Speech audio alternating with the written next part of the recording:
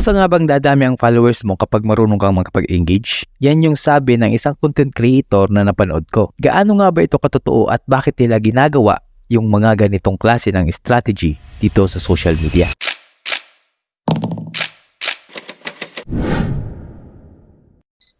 Kung isa kang nagsisimulang content creator, malamang sa malamang may content ka nang napanood na nagsasabing kusang dadami ang followers mo kapag marunong kang makipag-engage. Tama? Naniwala ka naman.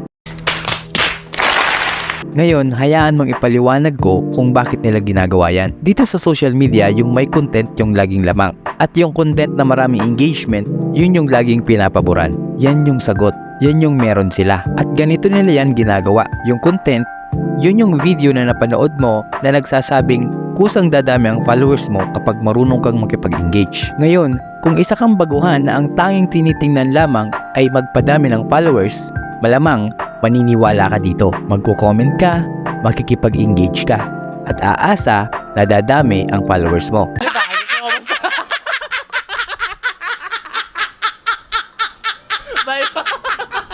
Dahil dito, maraming mga content creators na nagsisimula pa lang na katulad mo ang makikipag-engage. Dahil dito, lalawak ang reach ng post na yon at makikita pa ng mas maraming baguhang content creators na walang ibang ginawa kundi maghanap at magpadami ng followers sa platform nila.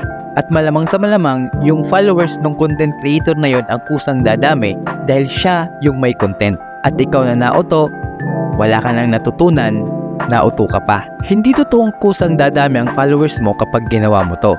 Well, to be fair, meron namang mga pangyayari na may mga sumusunod naman daw talaga. Kaso nga lang, yung ganitong mga followers na nagfa-follow sa'yo ay magiging anay lamang sa account mo. Hindi yan manunood ng videos mo. Mga wala naman yung pakialam sa pinagagawa mo. Finalo ka lang nila kasi naghahanap sila ng pakikipag-follow to follow. Yung mga ganitong klaseng content creator ay hindi naman nagpo-focus sa paggawa ng content. Nakafocus lang sila sa pagpapadami ng followers nila.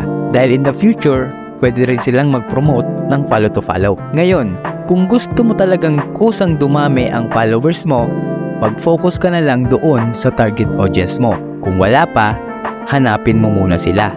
Then, give them what they want so they can follow you. Mag-focus ka doon sa paggawa ng content na mayroong matututunan o mayroong makukuhang totoong kaligayahan yung makakapanood nito.